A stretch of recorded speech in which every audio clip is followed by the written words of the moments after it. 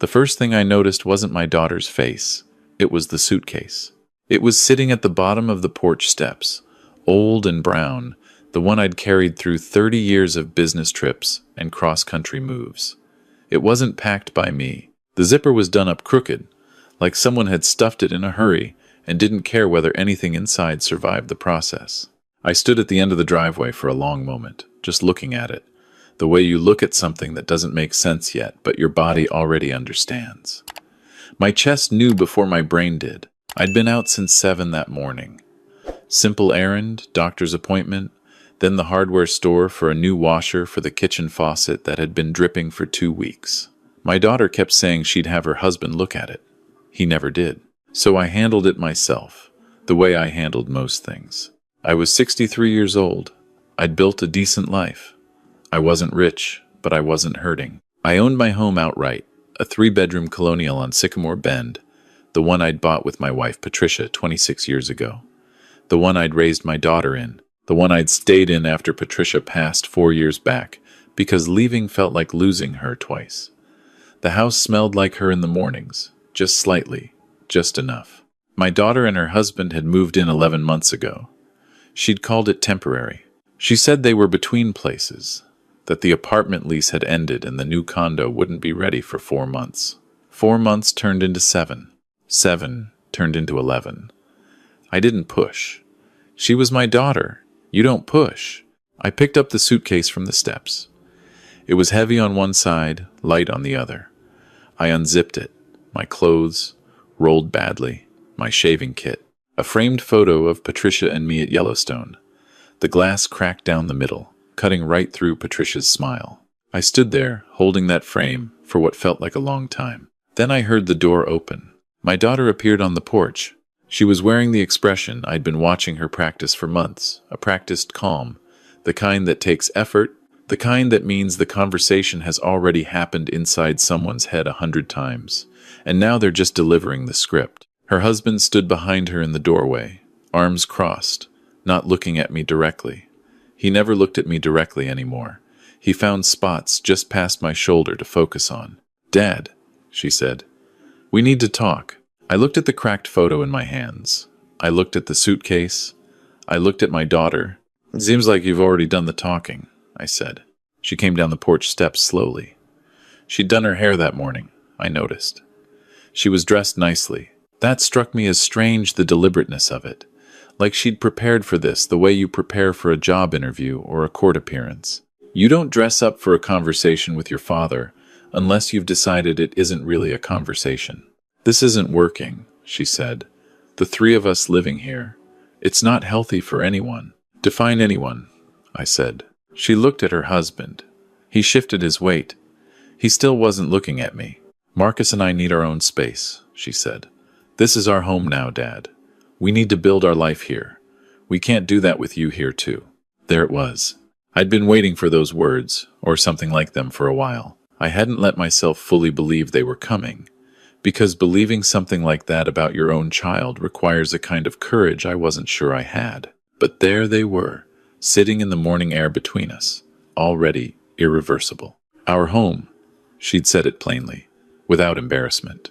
I looked at the house I'd bought, the house with the mortgage I'd paid off in 2019, the house where I'd put new floors in the kitchen and repainted the shutters and fixed the back fence 3 times over 26 years. The house my wife had died in, quietly, in our bedroom, with the morning light coming through the curtains she'd chosen. "I see," I said. "There's a place," she continued, pulling out her phone. "Meadow Creek. It's a senior living community. It's very nice. They have independent living units. You'd have your own space." "You're sending me to a home," I said. "It's not a home, Dad. It's a community." "You're sending me to a home," I said again, not loudly, just clearly. "I'm 63 years old. I still work 3 days a week. I drove myself to the doctor this morning. You're sending me to a senior community." She had the decency to look slightly uncomfortable for about 2 seconds. Then the expression reset. "We think it's the best option for everyone," she said. "Marcus and I have already toured it. It's really lovely. They have a pool." I looked at her husband. He was studying the siding on the house like he was considering buying it.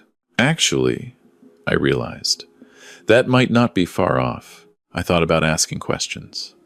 I had plenty of them. I thought about raising my voice, which I rarely did. I thought about demanding to know how long they'd been planning this, whether her husband had been the one to plant the idea, whether my daughter had argued against it at first, or whether she'd been the one to suggest it. I thought about saying all the things a father might say in that moment, the sacrifices, the years, the love that had gone into every square foot of what she was now so calmly trying to take from me. I didn't say any of it. I picked up the suitcase. I tucked the cracked photo under my arm. I walked to my truck. "Dad," my daughter said behind me, "don't be like this." I paused at the truck door. I turned around. "I'm not being like anything," I said. "I'm leaving. That's what you wanted. We'll help you get set up at Meadow Creek." "I'm sure you will," I said. I got in my truck. I backed out of the driveway. I watched my daughter standing on the porch of my house, watching me go, and I noticed that she didn't look sad. She looked relieved. That told me everything I needed to know. I drove for about 20 minutes without a destination. I ended up in the parking lot of a Cracker Barrel outside of town, which was not the most dignified place to fall apart a little. But you don't always get to choose. I sat in the truck with the cracked photo on the passenger seat, and I let myself feel it, the weight of what had just happened. The particular loneliness of being betrayed by your own child, the way it hollows something out that you didn't know could still be hollowed. I thought about Patricia. She'd have known what to do. She always knew.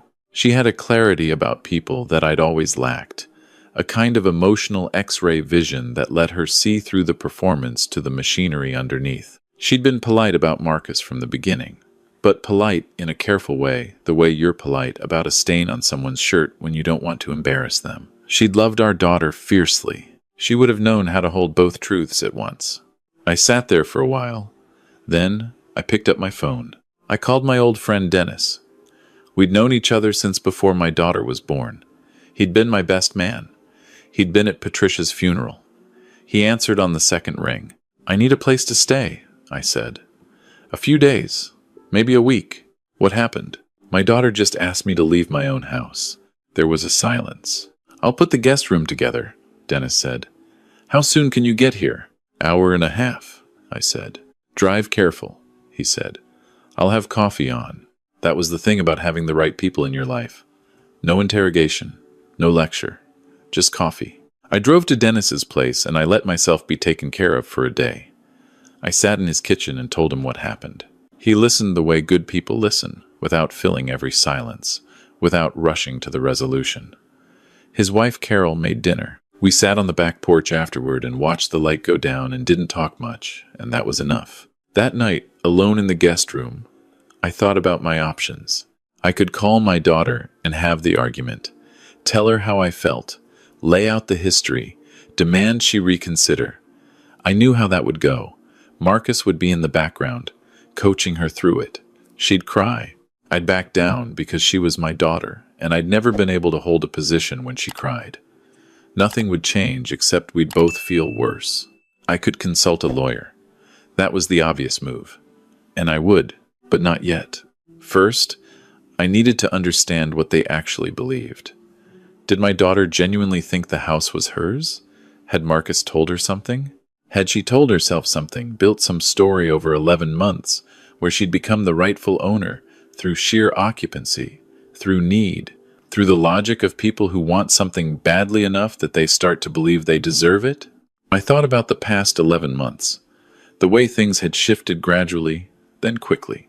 The first few months had been fine, normal, even. Dinners together, my daughter helping in the garden, Marcus occasionally sociable. Then something changed. I noticed it first in small things. They stopped asking before inviting people over. Marcus started parking in the center of the garage, blocking my truck. My daughter began referring to certain rooms differently. Our living room, our kitchen. Not our as in hers and mine. Our as in hers and Marcus's. I'd told myself I was being sensitive. That was what I always told myself. Then came the repairs.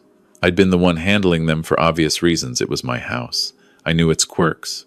I had the tools and the knowledge. But around month 7, Marcus started stopping me. Nothing aggressive, just redirecting. "You don't have to do that. We'll take care of it." Then they didn't take care of it, which was how I'd ended up at the hardware store this morning buying a washer for a dripping faucet that had been dripping for 14 days. There were other things. The filing cabinet in the study, my study, with 30 years of documents, tax returns, deed paperwork, insurance files, had been moved to the garage. Just moved, without asking. When I mentioned it, my daughter said they needed the space for Marcus's home office. I moved the cabinet back. 3 days later, it was in the garage again. The deed paperwork. I lay in Dennis's guest room thinking about that. My daughter was smart. Marcus was smarter, and calculating in a way that my daughter probably didn't fully see.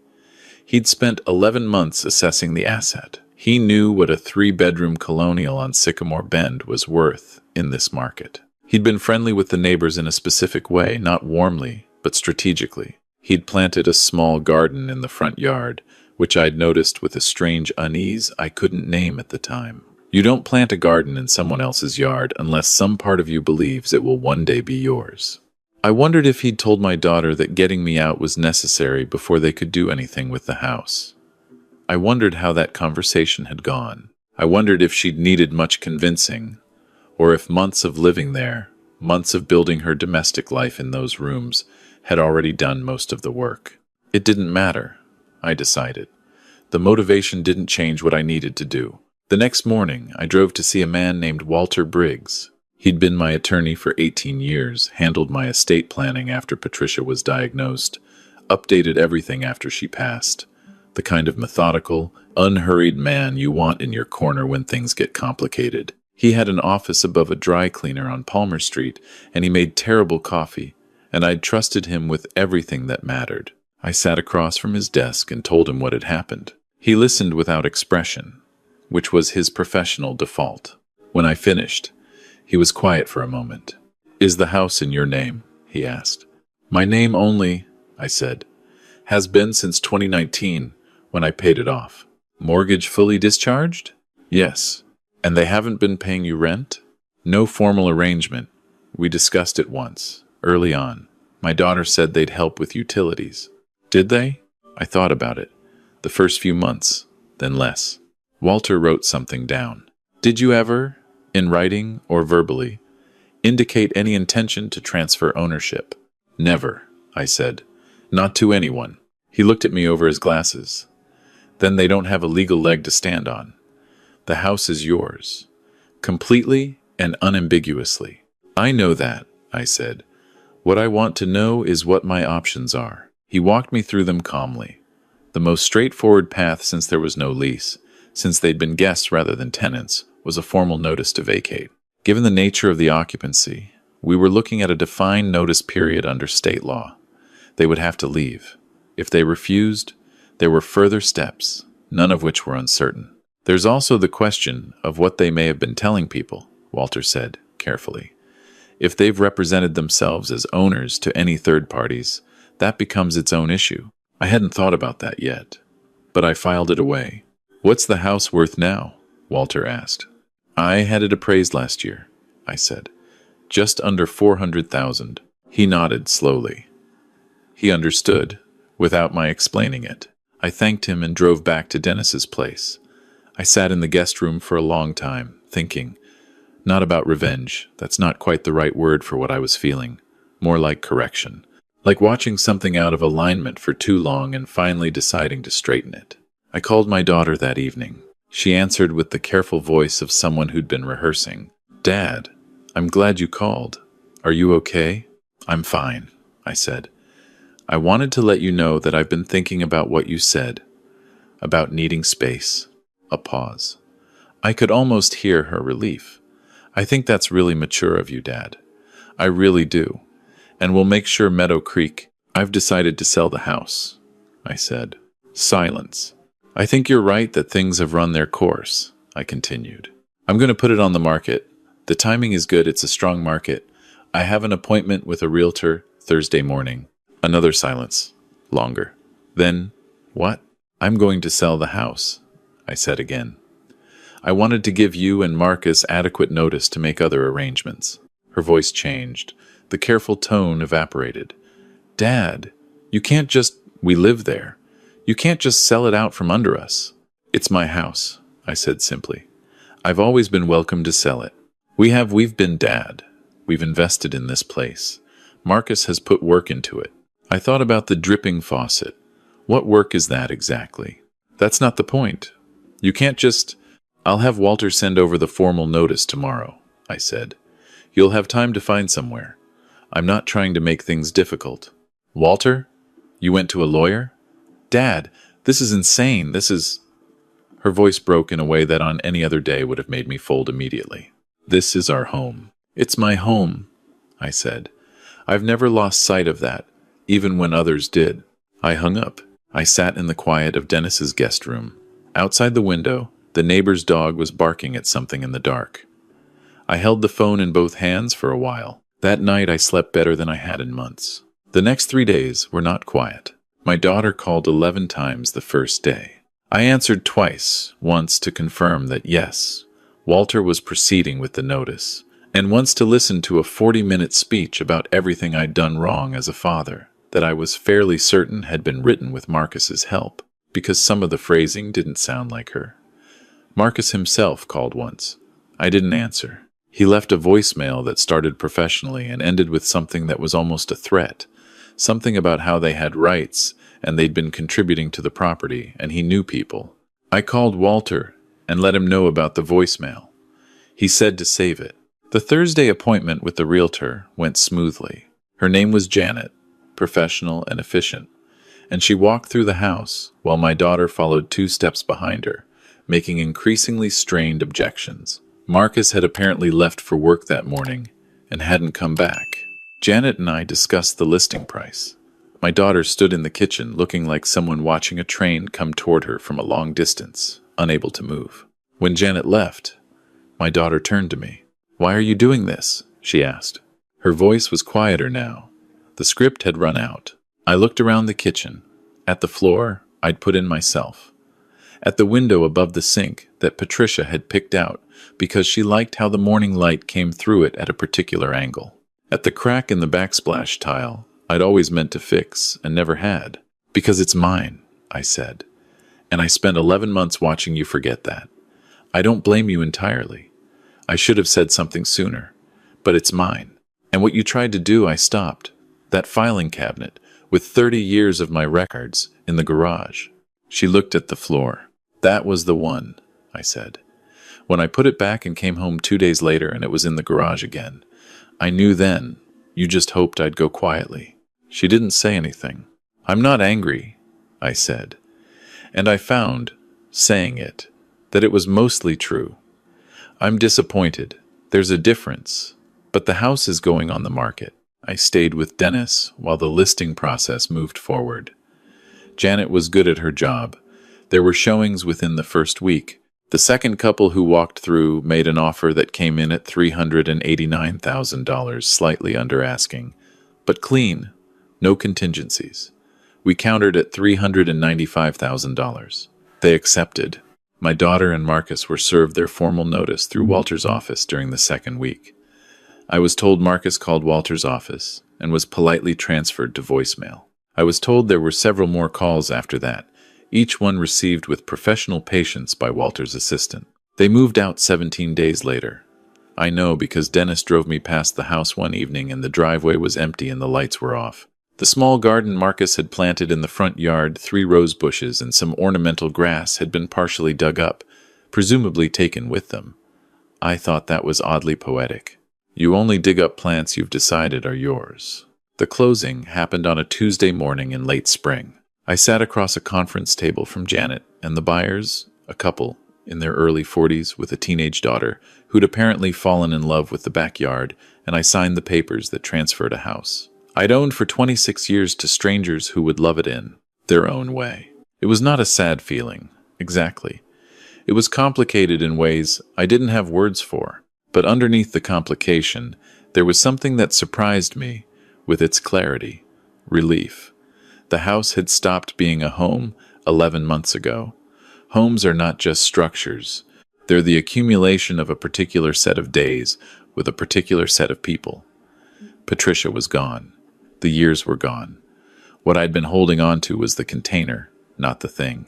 I walked out of the closing with a cashier's check. After Walter's fees and the realtor's commission and closing costs, I was sitting at $362,000.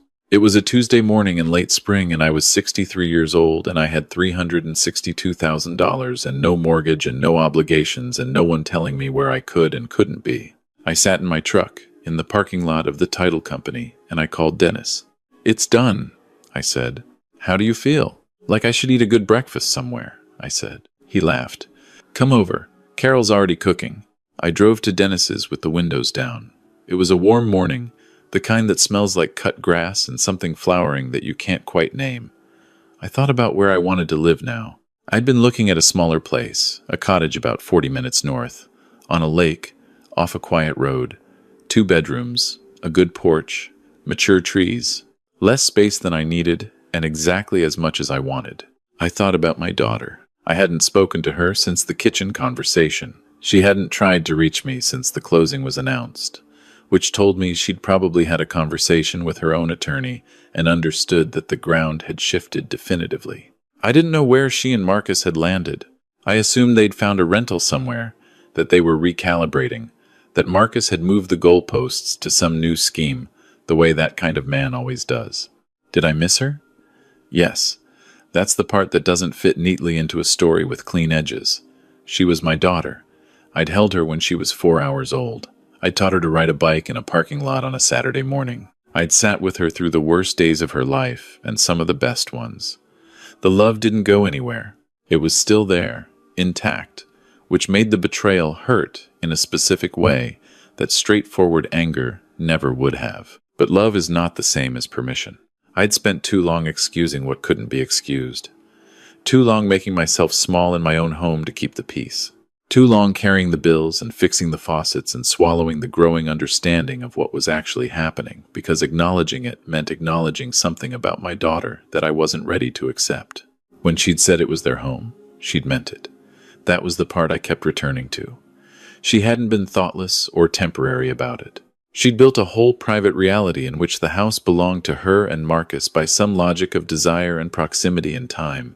And she'd asked me to leave my own home with the genuinely held belief that she had the right to do so. Where does something like that come from? I'd turned it over many times since that morning on the driveway. Some of it was Marcus, I believed that firmly. He was a man who moved through the world, rearranging things toward himself, and he was good at it, good at making his wants sound like reasons.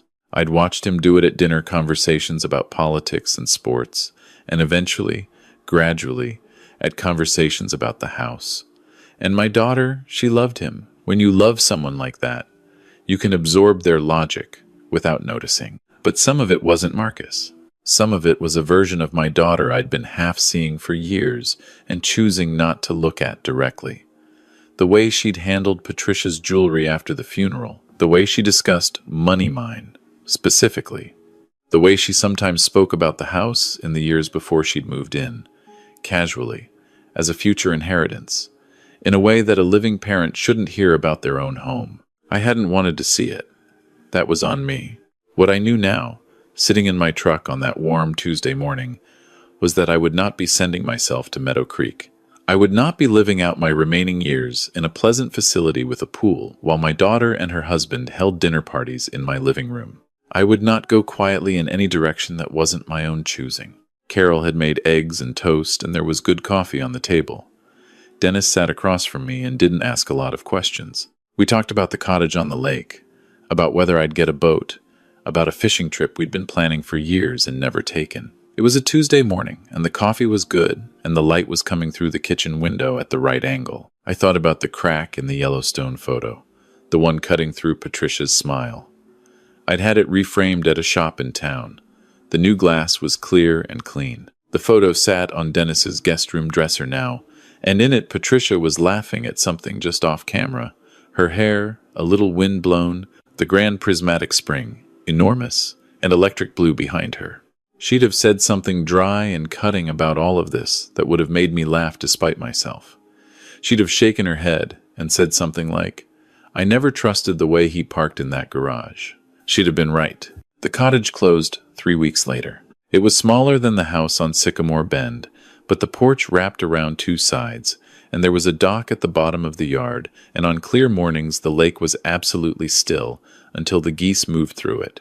I brought one piece of furniture from the old house, a wooden bench from the backyard that Patricia and I had bought at an estate sale in 2003, and refinished over a weekend, painting it blue, then painting over the blue, because neither of us liked it, ending up with a dark green that was a happy accident. I put it on the porch facing the water. I didn't hear from my daughter for 41 days after the closing. Then one afternoon in early summer, my phone rang and her name was on the screen, and I sat with it for a moment before answering. "Dad," she said. "Hi," I said. There was a long pause. I was sitting on the porch, watching a heron stand motionless at the edge of the dock, doing what herons do with a patience that borders on philosophical. "I don't know how to say this," she said. "Take your time," I said. She was quiet for a while. "I think I let him convince me of something that I knew wasn't right. And I think I knew the whole time. I just wanted." Her voice broke. "I wanted it to work so badly. The life we were building. I wanted to believe we could." She stopped. I watched the heron. "I don't expect you to forgive me," she said. "Not right now. I just needed you to know that I know what I did. What we did." I thought about what to say for a long time. Long enough that she said, "Dad?" just to make sure I was still there. "I'm here," I said. "I'm thinking." The heron lifted off the dock in one smooth motion and flew low over the water and disappeared around the bend. "I'm not going to pretend it didn't happen," I said finally. "I can't do that. And things are different now. They have to be different. I'm not going back to the way things were." "I know," she said quietly. "But I'm still your father," I said. "That doesn't change. Even when I want it to." She cried for a while. I let her. I sat on the porch with the phone and the lake and the late afternoon light doing something beautiful to the water. And I let my daughter cry because she was my daughter and because that at least was still true. We talked for almost an hour.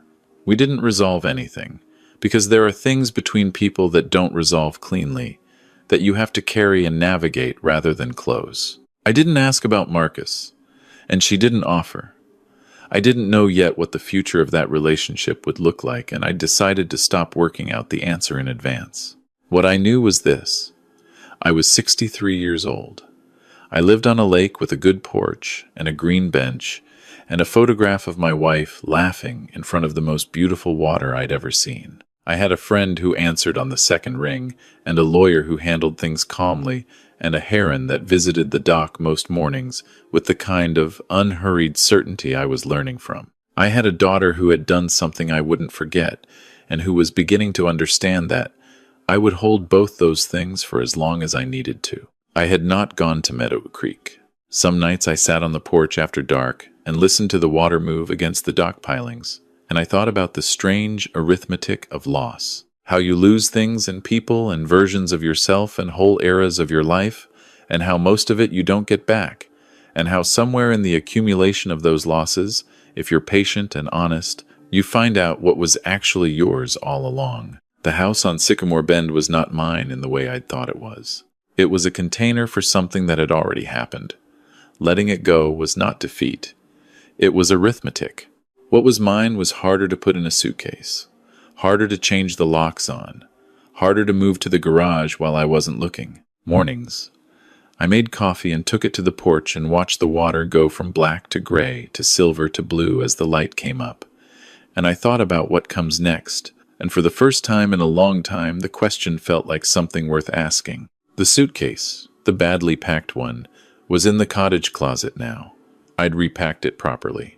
I had some trips in mind, places Patricia had always wanted to go, places we'd talked about and postponed for years for no good reason, as people do, as though time were something you could borrow against. I was 63 years old, and I had all the time I intended to use.